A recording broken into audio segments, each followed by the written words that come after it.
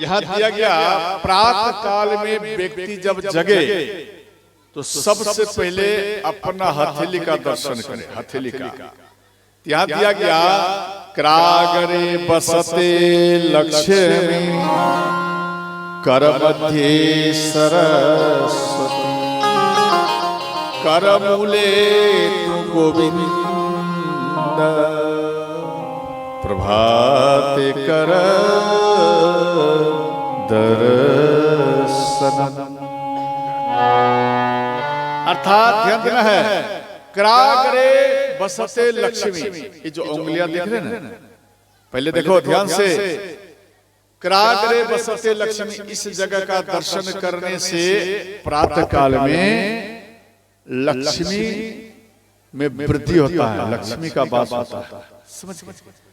और कर मध्य सरस्वती, ये जो बीच का सेंटर है, इस जगह में मां सरस्वती वास करती है। जिस बेटी पढ़कर आती है और वो बात को भूल जाती है, मानो कोई बच्चा पढ़ने में तीव्र नहीं है, वो बार बार जो कुछ गुरु पढ़ाए वो भूल जाए, तो इन बीच के हथेली का दर्शन करिए। बस समझ गए, बीच का हथेली, और इन बीच का हथेली का दर्शन करने से ज्ञान में पावर आता है, यादाश्त में पावर आता है। और कर मध्य सरस्वती, कर मूले, इन जगह को देखो, इन जगह का जो पॉइंट है, कर मूले तु गोविंद, इन जगह में भगवान शिव, भगवान राम और भगवान कृष्ण, ये तीनों इन जगह में वास करते हैं सज्जन। प्रभात कर दर्शनम, अर्थात प्रभात में सुबह सुबह इन हथेलियों का दर्शन करना करो। आप दर्शन करेंगे तो आपको लाभ होगा। जिस बच्चा के अंदर में पढ़ने का जिज्ञासा ज्यादा नहीं होता है और उनका पढ़ने में तेज नहीं है और ना चलने में ना चंचल होता है, उनको लोम विलोम कराइए और करताल जोर से बजवाइए और राम राम उनको बोलवाइए, शिव शिव बोलवाइए, झुमाइए, नचाइए। वह सच में कम टाइम में ही वह तीव्र बुद्धि वाले हो जाएंगे। और दूसरा बात, जैसे किसी के घर में रोग है, रोग मिटता नहीं है, बात समझ गए। और एक बात, प्रातः काल में सबसे पहले माता पिता के चरण प्रणाम करिए और गुरु के चरण में, तीसरा में दिया गया गुरु का बात, सबसे पहले माँ और पिता। माँ शब्द पहले इसलिए आता है क्योंकि लक्ष्मी नारायण, सीताराम, शिव पार्वती, शिव पार्वती, पार्वती शिव, तो ये जो माँ का पहले दिया जाता है, ये अनादि काल से ऐसा है, इसलिए माँ का प्रथम चरण में नाम आता है। और देखो, माता पिता और गुरु, इनके चरण में प्रणाम करना चाहिए। व्यक्ति चरण में प्रणाम तो करता है, परंतु अब घुटना तक आ गया, घुटना में से ही एक हाथ को घुमा लेते हैं। हाथ दोनों जोड़कर चरण में प्रणाम करना चाहिए, तो वो सॉलिड प्रणाम हुआ। और एक होता है माँ प्रणाम, घुटन से घूम गया ये हाथ, बस समझिए, एक हाथ घुटन से घूम गया, घुटन से नहीं, आप चरण में झुको। कभी कभी ऐसा होगा, ये आगे चर्चा सुना जाएगा, व्यक्ति सिर को छुएगा, बाबा प्रणाम, झुकेगा ही, क्यों? सबको कमर में दर्द होगा, फिर कैसे झुको, कमर टूट जाएगा। और देखो, माता पिता के चरण में प्रणाम करना चाहिए, चरण में प्रणाम करने से विशेष लाभ। और इसके बाद यहाँ दिया गया, हर व्यक्ति के घर में ठाकुरबाड़ी होनी चाहिए या ठाकुर जी होनी चाहिए, और या तो उनके लिए कमरा होना चाहिए। अगर आप एक कमरा नहीं रख सकते तो कम से कम जिस घर में रहते हैं उसमें एक अलमारी बनाइए। आप बोलेंगे बाबा हम नहीं रख सकते, तो कम से कम एक खटाल रखिए। वो भी बोलेंगे नहीं रख सकते तो एक बित्ता रखिए। वो भी नहीं रख सकते तो कम से कम दीवार में चित्रपट टांग कर पूजा करिए। आप बोलेंगे ये भी नहीं रख सकते, तो अंत में आप दीवार में लिख दीजिए राम राम राधे राधे ओम नमः शिवाय लिख दीजिए और आप जाप करिए तो भी आपका कल्याण है। आप बोलेंगे बाबा मेरा दीवार खराब हो जाएगा, हम ये भी नहीं कर सकते, तो अंत में उस घर में रहना ही नहीं चाहिए। और डेली ठाकुर जी का आरती होनी चाहिए। जैसे गोसाई घर है या नहीं है? गोसाई घर समझती है जैसे इष्ट देवी देवता, आप सबके घर में है या नहीं? डेली आरती होनी चाहिए। आरती करने का भी तरीका है। आरती जब भी करिए आप यंदना ओम बनाइए, ओम। कई व्यक्ति गोल घुमाता, समझिए गोल गोल नहीं घुमाना, ओम बनाना है। आरती को ओम बनाना है। जब आप ओम बनाएंगे तो उसमें और पावर आएगा। आरती एक देवी है और वो जल जाती हैं आपके संकट को लेकर, आपके कष्ट को लेकर, आपके जो देवता है उनका संकट कष्ट लेकर वो जल जाती है। तो भक्त कहते हैं कि आरती एक देवी को कि देवी आप जल जाती हैं, इसलिए जो कुछ कष्ट है कुछ हमें भी दीजिए। तो फिर आप उनसे कष्ट कुछ द्रव दे करके आप उनमें द्रव को रखकर और आप जैसे ही आरती को लेती हैं तो वो संकट आपके ऊपर चले आते हैं। और जैसे ही आप राम राम शिव शिव जाप करते हैं वो संकट खेल खेल में ही समाप्त हो जाता है। समझ गए? तो इसलिए यहाँ पर ये बात दिया गया। और हर गांव में शिव जी का मंदिर होना चाहिए, भोलेनाथ का हर गांव में मंदिर होना चाहिए। जिस गांव में भगवान भोलेनाथ का मंदिर नहीं है तो उस गांव में रहना भी नहीं चाहिए और उस गांव में कभी भी भूल से जाना भी नहीं चाहिए, ना कोई रिश्ता रखना चाहिए। अब दिमाग लगा, उस गांव वाले से रिश्ता नहीं रखना चाहिए। जिस गांव में शिव जी का मंदिर नहीं है, आपके गांव में है, इस गांव में, अरे बोलो ना माता, हाँ या नहीं? नहीं है? अरे इतना बड़ा फील्ड है, किसी जगह में कहां से भी एक पत्थर रख दीजिए और शिव जी का याद कर आप जल चढ़ाइए तो भी गांव का कल्याण हो जाएगा। अगर इस जगह में शिव जी का स्थान नहीं है तो भगवान राम खुश नहीं होंगे। याद रखना, भगवान राम वहां पर खुश होते हैं जहां पर शिव जी विराजमान रहते हैं। शिव जी उस जगह में खुश रहते हैं जहां पर प्रभु श्री राम विराजमान होते हैं। समझ गए? इसलिए निवेदन ही नहीं, महानिवेदन है। इतना बड़ा जगह है, फील्ड है, कहा भी किसी कोना में शिव जी को रख दीजिए। समझ गए? और उनका याद करिए, भजन करिए। और दूसरा अर्घ देना चाहिए सूर्य भगवान को।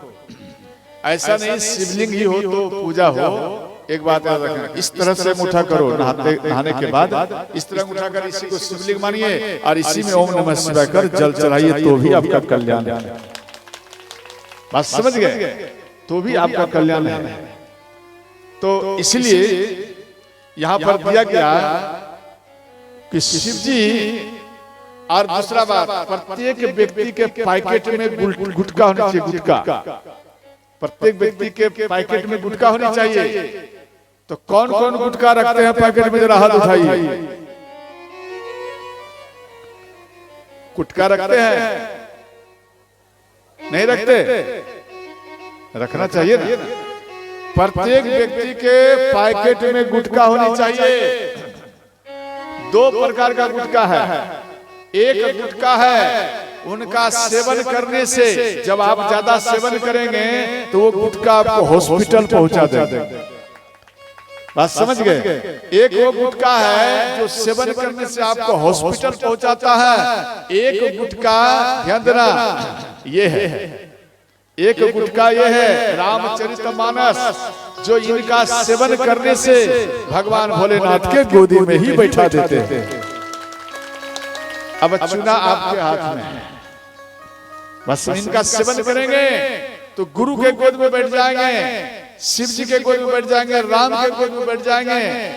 आपका जिनके ऊपर निष्ठा है उनके ही गोदी में आप बैठ जाओगे। अब चुना आपके हाथ में है। कौन सा गुटखा चाहिए? तो ध्यान देना, सब कोई हाथ जोड़ लीजिए और शिव जी का याद करना, सब हाथ जोड़ लीजिए। ओम नमो भगवते रुद्राय। ओम नमो सब कोई बोलिए प्रेम से। भगवते रुद्राय।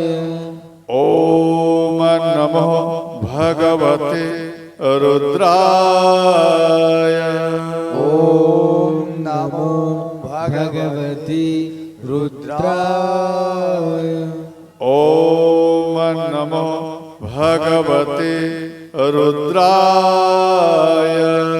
ओम नमो भगवते रुद्राय।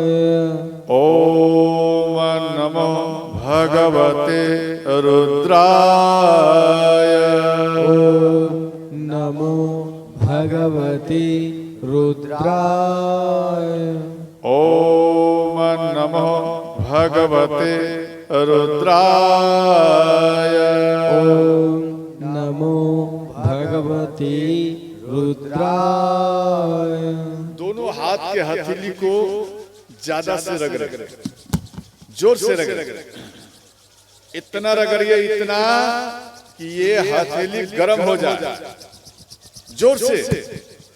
और जब गर्म हो जाए तो आप अपना नयन के ऊपर इनको स्पर्श करिए, नयन के ऊपर, और इसके बाद अपना नयन को खोलिए। अगर आप ऐसा डेली किया तो शिव जी के कृपा से याद रखना, आपके नेत्र में कम नहीं, आपके नेत्र में पावर ही बढ़ जाएगा। समझ गए? पावर बढ़ेगा नेत्र का, इसलिए ऐसा डेली करना है। और इधर गुरु विश्वामित्र कितना भी यज्ञ करे तो दैत्य वो इनके यज्ञ को बिगाड़ दे। तो गुरु विश्वामित्र मन में सोचे कि भगवान राम अवतार ले चुके हैं, तो क्यों न भगवान राम को लाओ और अपना यज्ञ को पूर्ण करूं। तो गुरु विश्वामित्र अयोध्या में आ रहे हैं। गांव वाले व्यक्ति जब जान गए गुरु विश्वामित्र आ रहे हैं तो गांव वाले सब कांपने लगे, लग रहा है घटना घटने वाली है। दूसरा बोले ऐसा क्यों? बोले भाई इसलिए बोल रहा हूं, सतयुग में सत्य राजा हरिश्चंद्र के पास में आए थे यही गुरु विश्वामित्र, और सारा संपत्ति ही अपना तरफ में ले लिए थे, और उनको शमशान घाट में उनको रख दिए। अब सोचो इतना उनके ऊपर ये कष्ट दिए थे। अयोध्या में भी लग रहा है कि अब महाराज दशरथ जी के ऊपर कोई संकट गिरने वाला, और इतना क्रोधित थे गुरु विश्वामित्र, कोई सामने जल्दी कुछ ऐसा नहीं बोलते थे। इतने में महाराज दशरथ जी इनका स्वागत कर लाए और बैठाए, कंदमूल फल और कई प्रकार का भोजन इनको पवाए, और इधर चारों भाइयों को लाकर चरण में प्रणाम कराए। राम लक्ष्मण सब बैठ गए। इसके बाद इधर महाराज दशरथ जी कहते हैं आप किस कारण आए हैं? आप जो आए किस कारण आए? यही कारण आगमन तुम्हारा। तो गुरु विश्वामित्र बोले हे राजन, हम यज्ञ करता हूं, यज्ञ बार बार असुर लोग दैत्य लोग बिगाड़ देते हैं, इसलिए हमें राम लक्ष्मण चाहिए। तो महाराज दशरथ जी बोले आपको मैं सैनिक दे रहा हूं, आप यज्ञ करिए। अगर उससे नहीं हो पा रहा है तो स्वयं हम जाकर आपके यज्ञ की सुरक्षा करूंगा। गुरु विश्वामित्र नाराज हो गए, डांट दिए, हे राजन आप क्या मेरे यज्ञ की रक्षा करोगे? जब आप अपना रक्षा स्वयं नहीं कर पाए, आप नारी का कवच बनाकर अपना का रक्षा किया है, तो आप मेरे यज्ञ की रक्षा क्या करोगे? ऐसा इसलिए बोले, वाल्मीकि रामायण में दिया गया 357 बार परशुराम भगवान महाराज दशरथ जी को मारने के लिए आए। लेकिन गुरु वशिष्ठ अपना बुद्धि से वो तुरंत एक कन्या को खड़ा कर इन दोनों को विवाह करा देते थे और जोरा में परशुराम भगवान देखकर मारने के बदले और आशीर्वाद देकर ही चले जाते थे। जो दुल्हा दुल्हन मानो विवाह हो चुका है उनको मारना नहीं चाहिए, और जो मारता है गौ हत्या का उनको दोष लगता है। और अंत में तो 357 बार ऐसा हुआ, परंतु महाराज दशरथ जी की पत्नी कुल मिलाकर 360 है, और कुछ पुराण में दिया 760 है और कुछ में दिया गया 360, परंतु तुलसीकृत रामायण में जिक्र आया है मात्र 3 का ही आया है, 3 पत्नियों का। तो अंत में गुरु वशिष्ठ बोले, हे महाराज आप राम लक्ष्मण को जाने दीजिए, आपके लिए ही फायदा होगा। गुरु विश्वामित्र बोले, हे राजन लेकर जा रहा हूं मात्र 2 और ब्याज समेत अलग से हम आपको 4 वापस करूंगा, अलग से 4 और आपको वापस करूंगा। तो अंत में अपनी मां से विदा मांगकर, पिता से विदा मांगकर चरण में प्रणाम कर राम गुरु विश्वामित्र के संग में आगे बढ़े। तो जैसे ही आगे बढ़े तो वाल्मीकि रामायण में दिया गया, सुंदे तो निहते अगस्त्य ऋषि सतम ताडका सह पुत्रेण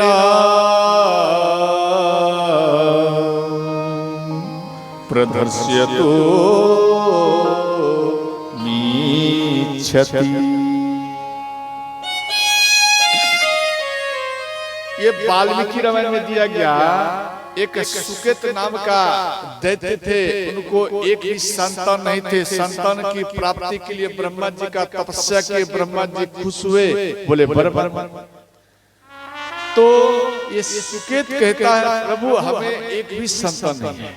तो ब्रह्मा जी खुश होकर एक कन्या प्रदान किए, उन कन्या को 1000 हाथी का बल भी दी बल। और वो सुकेत उनको अपना बेटी के समान उनका लालन पालन किए और देखने में बहुत सुंदरी थी।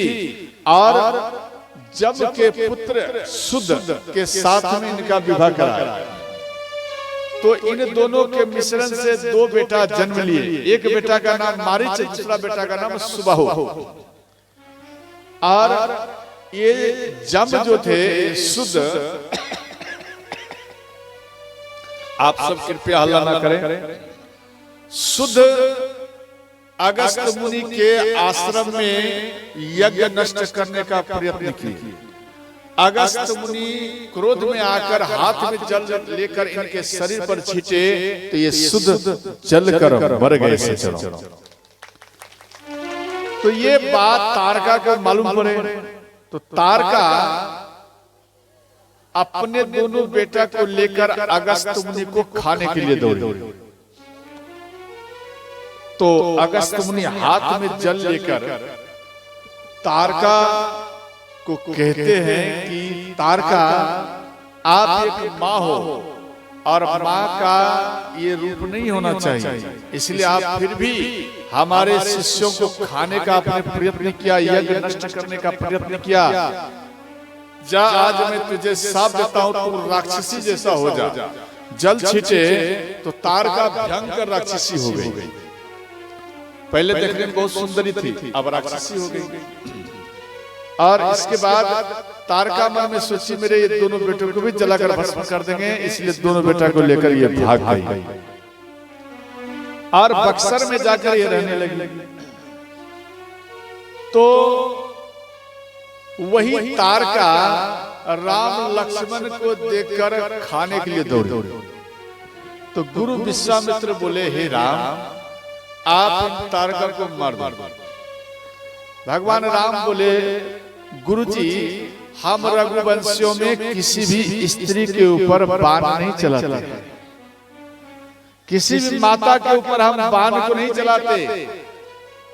तो गुरु विश्वामित्र कहते हैं, हे राम, माँ वो होती है जो अपना बच्चा का रक्षा करे, और जो हर बच्चों का रक्षा करे वो जगत माता ही कहलाती है।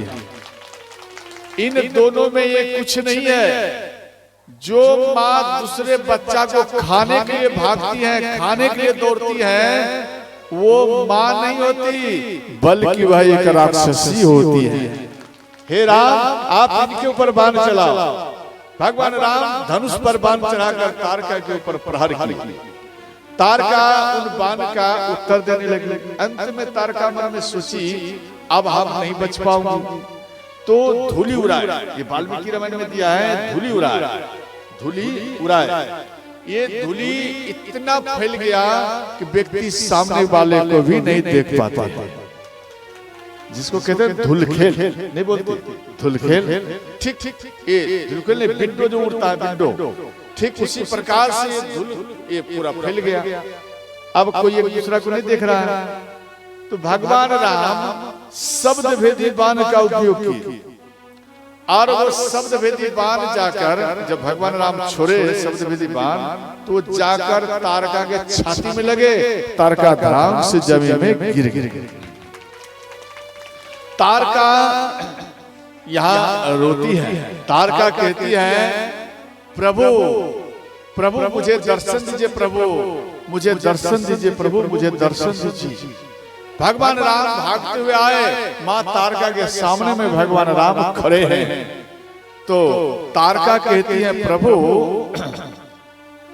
मुझे दास बना कर रख लेना, भगवान तू अपने चरण में दास बना कर रख लेना, भगवान तू अपने चरण में मुझे दास बना कर रख लेना, भगवान अपने चरण में मुझे दास बना कर रख लेना, भगवान तू अपने चरण में, भगवान तू अपने चरण में, भगवान तू अपने चरण में, भगवान अपने चरण में मुझे दास बना कर रख लेना, भगवान अपने चरण में मुझे दास बना कर रख लेना। हर हर महादेव।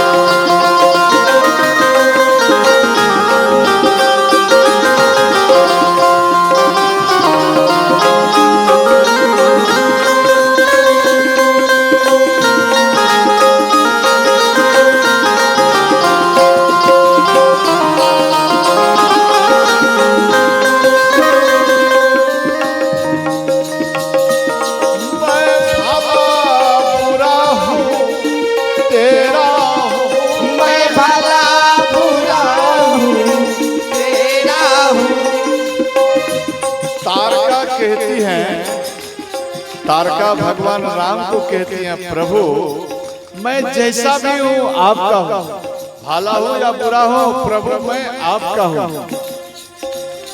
मैं भला बुरा हूँ तेरा हूँ, मैं भला बुरा हूँ तेरा हूँ, तेरे द्वार पे डाला तेरा हूँ, तेरे द्वार पे डाला तेरा हूँ, तेरे द्वार पे डाला तेरा हूँ, तेरे द्वार पे डाला तेरा हूँ। मुझे चाक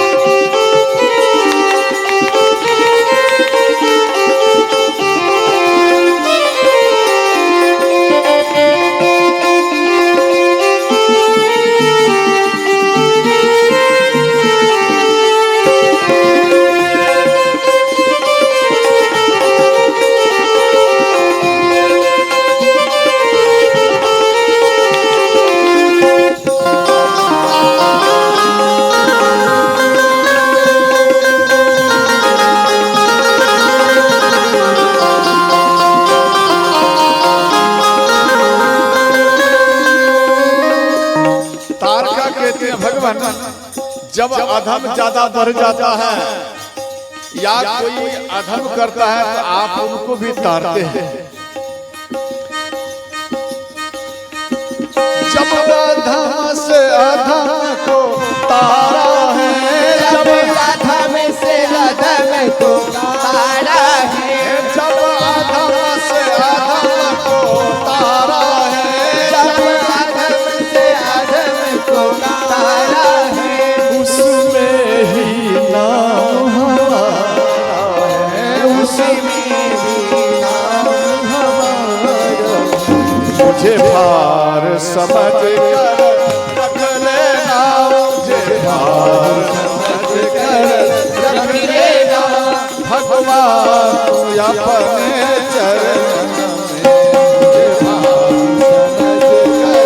रख लेना, भगवान तू अपने चरणों में। मुझे दास बना कर रख लेना, भगवान तू अपने चरण में। मुझे दास बना कर रख लेना, भगवान तू अपने चरणों में। बोलो सच्चे दरबार की जय हो, बोलो टपुआ धाम की जय हो। ध्यान देना, तारका भगवान के पास में प्रणाम करती है और कहती है प्रभु मेरे ऊपर कृपा करिए। भगवान राम कहते हैं हे माता आज मैं आपके ऊपर खुश हूँ, आप बोलो आप कुछ मांग करती है, मांग चाहिए कुछ, क्या चाहिए आप अपना इच्छा प्रकट करिए। तो तारका कहती है प्रभु हम कई बार प्रयत्न किया, एक काम करिए। तारका कहती है प्रभु मुझे आपसे कुछ मांग है। भगवान राम बोले हे माता आपको क्या चाहिए आप मांग। माँ तारका कहती है प्रभु हमारा इच्छा था कि अयोध्या में कुछ दिन में शासन करूं, 14 वर्ष तक मेरा इच्छा था, परंतु आपके पिता इतना प्रतापी हैं जो हम बार बार हमला किया, बार बार ही विफल होते रहे। इसलिए आपसे मेरा मांग है कि हमें 14 वर्ष के लिए और आप हमें आदेश दें और मैं शासन करूं। तो भगवान राम बोले हे माता तथास्तु, ऐसा ही होगा, परंतु एक वचन देना पड़ेगा कि आपका 14 वर्ष जब शासन होगा तो उस शासन में एक भी व्यक्ति का मृत्यु नहीं होनी चाहिए। तो तारका बोली प्रभु वचन दिया, परंतु मेरे तरफ से एक और वचन है कि जब किसी का मृत्यु नहीं होगा तो किसी का जन्म भी नहीं होगा, ये भी मेरा वचन रहा। तारका मर गई, तारका मर गई। भगवान राम विश्वकर्मा भगवान को आह्वान किए, विश्वकर्मा भगवान प्रकट हुए। भगवान राम हाथ जोड़कर निवेदन किए प्रभु मां तारका के शरीर से आप 2 चरण पादुका, उनके हड्डी से 2 चरण पादुका बनाई और जब हम चित्रकूट जाओ तो वो चरण पादुका हमें चाहिए। ये प्रथम कल्प की कथा है, ये चरण पादुका हमें चाहिए। और वो भगवान राम को चित्रकूट में विश्वकर्मा भगवान चरण पादुका दिए और भरत जी वही चरण पादुका को लाकर नंदीग्राम और उसी से संबोधित कर वो चरण पादुका से राजपाट में काम करते थे भरत जी, और रात में वो पहरा देते थे। चरण पादुका बैठते नहीं थे, रात भरी पहरा देते थे कि राम के वियोग में कोई मर ना जाए, क्योंकि भगवान राम को वचन देकर आए। समझ गए, ये हुई प्रथम कल्प की कथा। और ये अदर जो है ये माँ के कई जितना बार ये वन में इनको दिया है राम को, तब तब वही चरण पादुका लाल कपड़ा में लपेटकर राम के हाथ में दिया है और वो राम चरण पादुका लेकर वन में गया और उसी को चित्रकूट से भरत जी बार बार मांग कर लगा।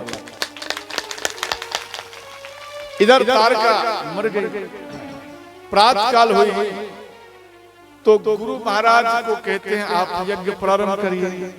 तो इधर यज्ञ प्रारंभ है।